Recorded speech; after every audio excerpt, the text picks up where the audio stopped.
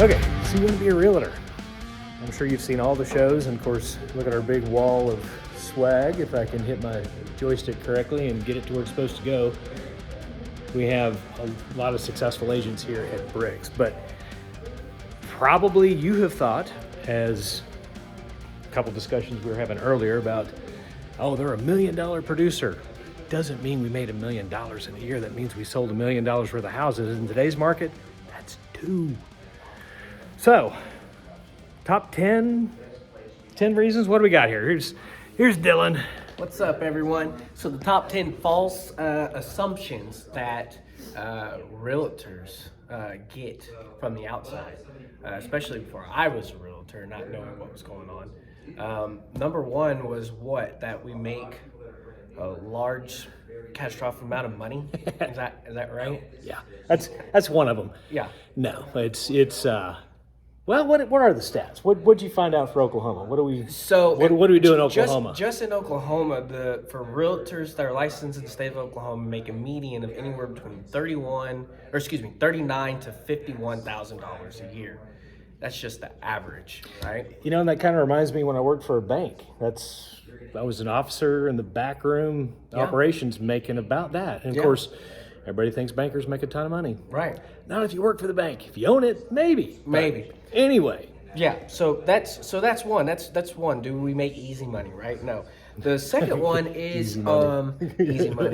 No, it's not easy There's money. no easy money. It's first off, it's commission only. Yeah. So you're not guaranteed anything. You're not guaranteed check. You're gonna have so much, you may not make any money. Mm-hmm. Then you're gonna have so much that you might end up having 3-4 closings. Oh yeah, I've had goose egg months. Oh you yeah, had goose eggs? absolutely. 3 months in a row before. Yeah. So, yeah, exactly. It's not fun. Yeah. So number 2 is are we required to show a house even if they're not pre-approved?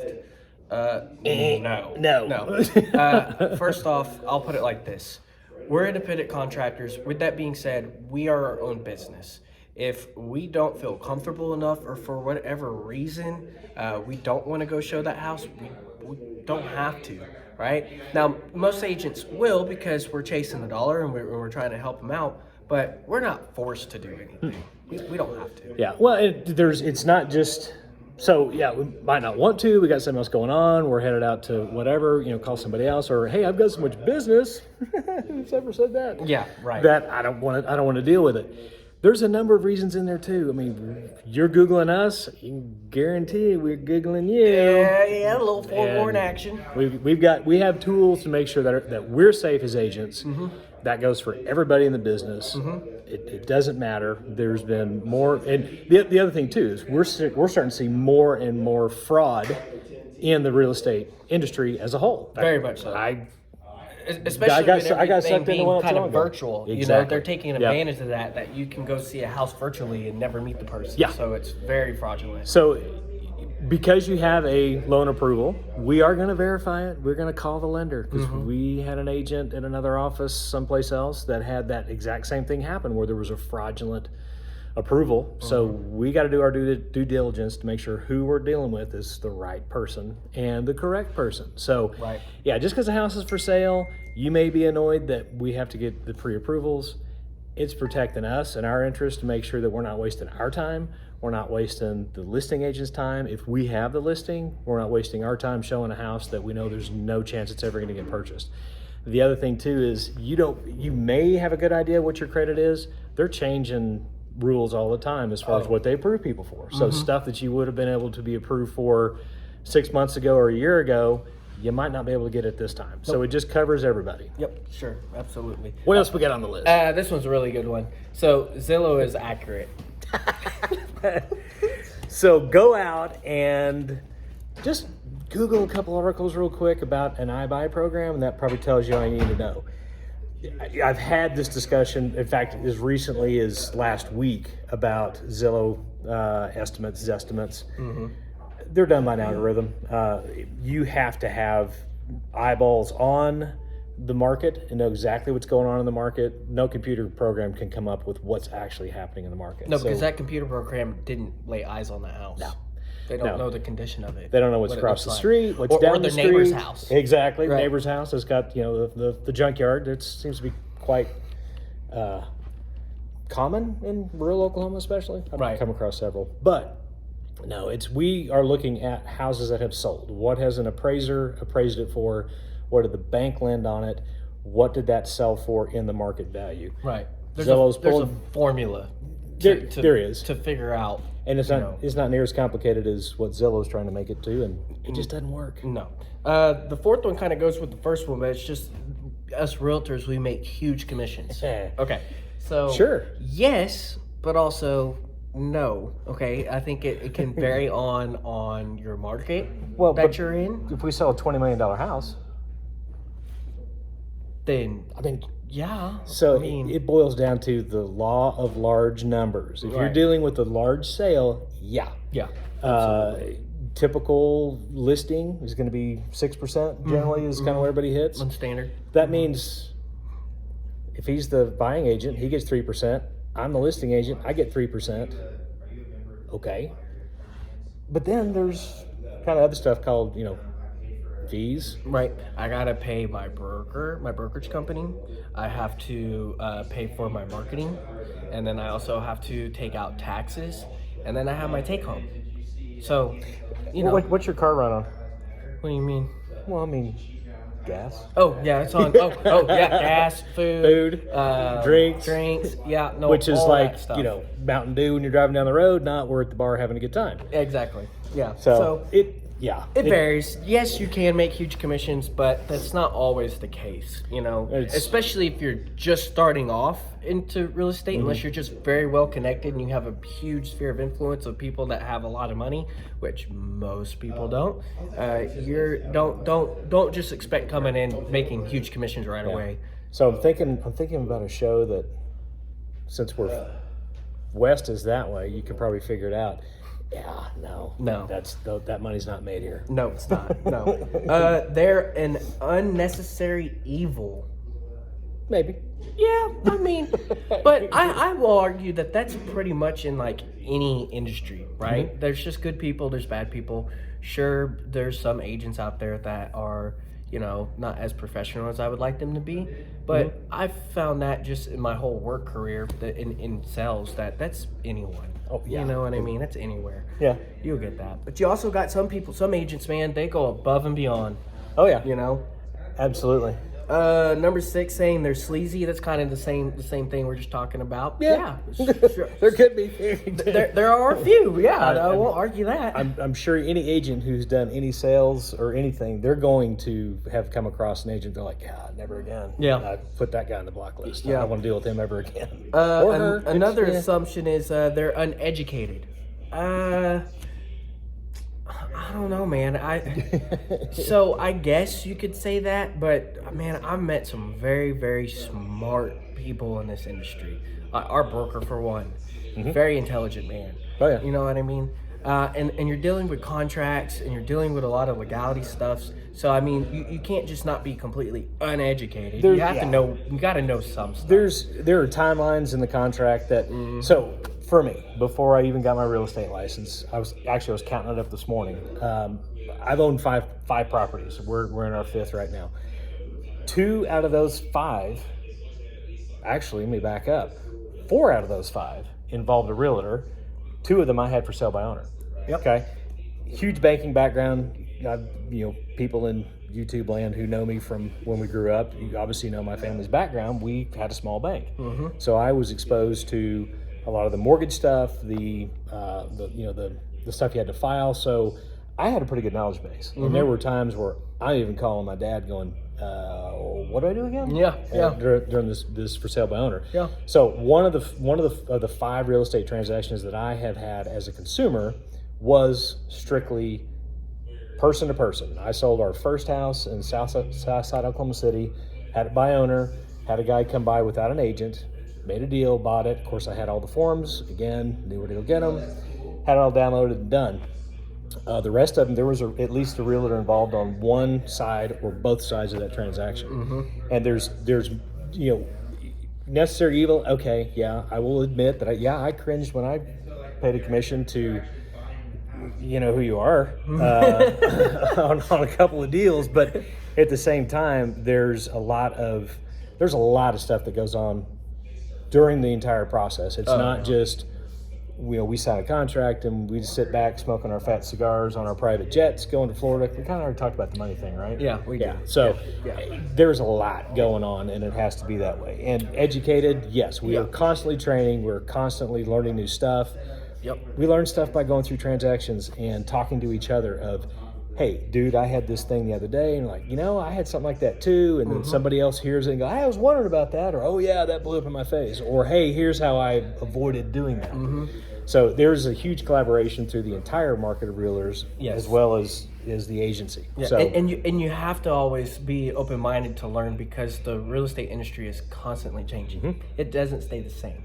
I mean, just 2 years ago, we seen a market that no one has ever seen before. Yeah. Houses were flying off the market, not even within 24 hours of selling. Yep. And it's like, then we have these appraisal gaps, and it's like, what the heck is that?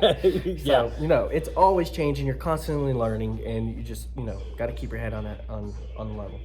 Swivel, level, all the Swivel, above. same thing. Either one. The All next good. one here, number 8, is realtors want you to pay more for a house so they can make more money. Oh yeah, I've done that, haven't you? Oh yeah, I told them, hey, What? bump it up here, because it's going to sell. Another no. Yeah, Dude, no. on 3%, figure it out. I mean, even if you went up, what did we figure? 10 grand? If you went up 10 grand or 5 grand, you're talking like $100. $150 in commission. Okay. That's not that's not motivating. It's not motivated enough. And here's the thing, like, sure, the higher price point, yes, it's a bigger commission, right? But at the end of the day, we don't just pump up your price of your house because we want to make more money. We want the house to sell too. If you got it too high, it's not going to sell. Exactly. Ask it for sale by owner.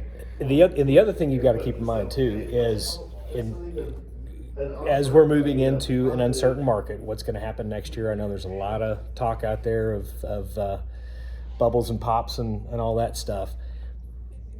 As values decline in a market, so let's take last year for instance. Say you came across a screaming deal. I actually had this conversation with somebody that was selling their house by owner. Their logic was, well, we went ahead and discounted the house to take out the realtor's commission. Well, first of all, that's not a real smart thing to do, because you're selling your house for less money, which by your logic is the exact same amount of money you would sell it for anyway. Right. Net. Okay. The other thing is, as you see values dip or increase, either way, it changes the value of the houses. Yes, so we as realtors are here to protect you, the buyer, you, the seller, but we're also making sure that we've protected the market as a whole, and that we don't have anything that's way out of whack. Right. Because I'm sure you've come across, as we're comping houses, you see this house that's just like way out of whack from Scratch everything your else. head, like, how do they come up with that price? What are they doing? And some seller panicked and sold it cheap, and then it devaluates the stuff, because that's a comp, it's a comparable, it's in the neighborhood. So we're not going to inflate or deflate prices unnecessarily. A house is what a house is worth. The other stopgap on that too is the appraiser. The appraiser is picked by the bank, your bank, whoever's bank it is. We have no say in it. Nope. Have you ever called and said, don't use this appraiser? I have no control over that. Zero. I can't Can't even call the lender to say, send me your best guy, give us a high value. They literally throw it out into an assignment Random. pool, and whoever gets it, gets it. We have no say on it. So the appraisers are the stopgap. They are the leveler to the field. And as they see market changes happening, either up or down, they look at other houses that have sold, whether they're cash transactions, lending transactions, government, whatever. They are the true, this is what the value is of this house. And that's that. Most of the time. Number 9. Most realtors are part-timers or bored housewives. I'd like to be a board housewife. I would love to be a bored housewife, man. I think that would be a good one. So while real estate, I mean, we can both agree that it gives us a great flexibility of schedule. Absolutely. So you can be part-time, you can be full-time, you can be, in fact, I know of an agent a few years ago that only worked 6 months out of the year. Literally, he was making money to go on vacation for the summer. And he made his commission and it was done. So, it does give great flexibility. Are all realtors part-time? Negative. No.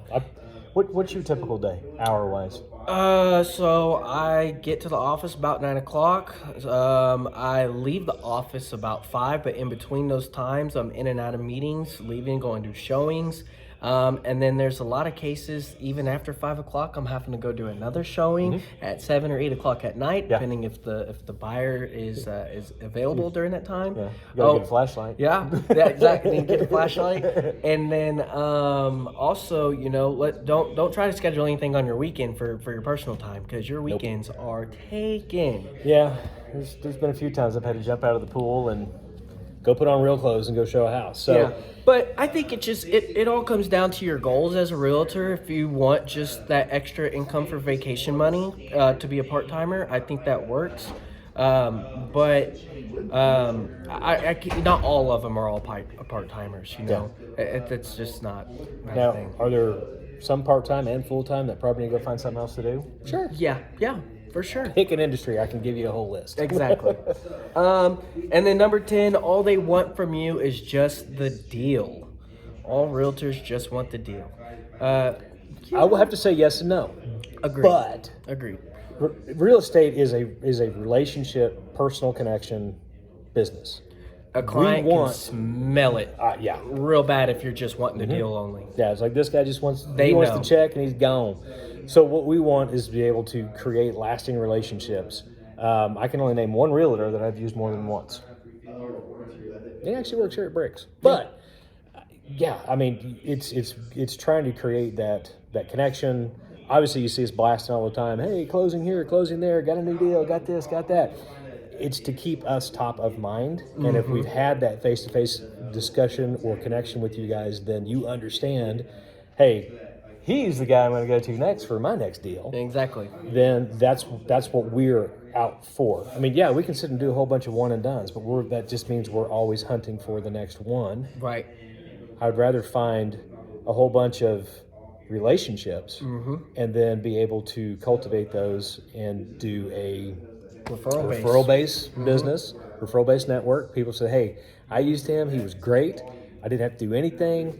Of course, the flip side is this transaction was a train wreck, and you're never going to want to work with that client ever again. So, is it one and done? No. We're here to build relationships. Yep. Obviously, we've got a business that we would like to see continue on for a long time, whether it's our personal or our agency we're at right now. Yep. It's all about making connections and keeping people at the top of mind. Right, absolutely, yeah. So no, that's furthermore than the truth is. It's not just about the deal. We want to make sure. Here's the thing: for a client, it's your biggest asset. You're gonna be living there, creating memories, and having your families there. And we don't just want the deal where you get stuck in a house that you don't like. So we ask you personalized questions about what you're looking for in a home and or investment or whatever. And we just want to make sure that you're taken care of because, like you said, I don't want to chase the next deal every single month. It gets tiring. I want to get on a referral base. I want to take care of you so you can take care of me later, and then we can just continue helping each other. Exactly. So, no, it's very tiring just going after the deal. So you made a comment that made me think of something, and I'm going to ask you if you've ever done this. Okay. Every deal, in fact, the most stressful one for me is listings. Mm-hmm. You ever had, really? I don't know, like acid, just stressing about the number that you've given somebody? Like, your house is worth this. You need to go list it. I stress out, and it's like, until that appraisal comes in, and I'm like, yeah, I nailed it. Yeah. A lot of anxiety. Yeah, I had that one out in Shawnee one time. Okay. So the comps were terrible. They only lived in the house for not even a year. Yeah. And everything just went up. Well, my house that I had listed, I didn't have any good comps as far as like what they were all undervalued around, and so mine had to go up more. Yeah. And so I'm like, okay, what do I price it? How much higher can I go? Where's the top? Man, like where's the top on it? I just knew mine was the most expensive in the neighborhood. Yeah. But as soon as I finally came to an agreement, got my mentor involved, sat down and put it on there, I was so stressed out the whole time. I'm like, it's not going to appraise. It's not going to appraise. And then I couldn't negotiate right because I thought it wasn't going to appraise. Yeah, exactly. So, no, that was stressful. So, and I would also probably say that in every transaction, there's a at least a minimum level, if not a mid-level, of stress and anxiety. And I can't. I mean, I've had deals where I couldn't even eat for 2 days because I thought they were. Yeah, and I was worried for my client. It was like, okay, my deal's going sideways. okay, whatever. But I was more concerned for my client. Correct. Have I made a mistake? Right. Or have we been off? Is there something that's causing them not be able to get the new house, to sell this house? What does that mean for them? Yep. So when we talk about personal relationships and really getting in tune with our clients and really caring, yeah, there's been days I've not been able to eat because it's like I'm so stressed out over what's going to happen with my client, Right. what's going to happen with that deal, and how does it affect them. Right. So that's the kind of connection, I guess, that we're talking about. Yeah. It's not just Get whatever. the deal and be done. Whatever. No, I don't care. Go away. There's a lot that goes into it, Yeah. especially once you get under contract and you're doing all the negotiations. Because at the end of the day, we're hired for your best interest, and with that comes a lot of stress. Because at the end of the day, we're all trying to come down to a common goal of getting the house sold or you purchasing the house. Yeah. And it just, it's a stressful thing, man. It's just trying to make sure you're getting a good deal and what's Exactly. fair for everyone. And what's fair. We want it to be fair for everyone. I can't remember who said it, but I think that they said the best deal was when nobody's happy. Yeah, when no one's happy. When nobody's happy. Casey told me one time, I was like, man, I'm just trying to make sure they get the best deal. He said, there's no such thing as a best deal. There's no such thing. It's about what's fair for each other. Yeah. I'm like, okay, you're right. So You got to give or take. So the general list, we're not billionaires. We actually have to work. Yeah. It's not easy. No. There no easy money whatsoever in real estate. And when we started the video, I showed you all our trophies on the wall, and we're 120 agents right now. 120. And growing. hopefully when we do a video later, the number will be bigger, but that's where we're trying to, do all this stuff. But clearly we've got a good set of agents that we are all out busting our tails, trying to get done what's right for our customers, for our industry, for our agency, and it's all relative, but yeah, it's all good. Yes, sir. Those are your 10 assumptions about realtors. Hope you See, take that with you. I haven't quite figured out the button yet. Yeah, go ahead. Well, yeah. Okay, so I got it there. You're getting me now. Well, yeah. Next time, we'll pick another topic. We'll just do this random stuff. I don't know. I like it. When we've got 15 or 20 minutes, and I just walk around the corner and say, "Yo, you want to do a video? Come on." Why not? Why not? Cool. Sounds good. Peace out. All right, everybody. Take care. Happy selling. See ya.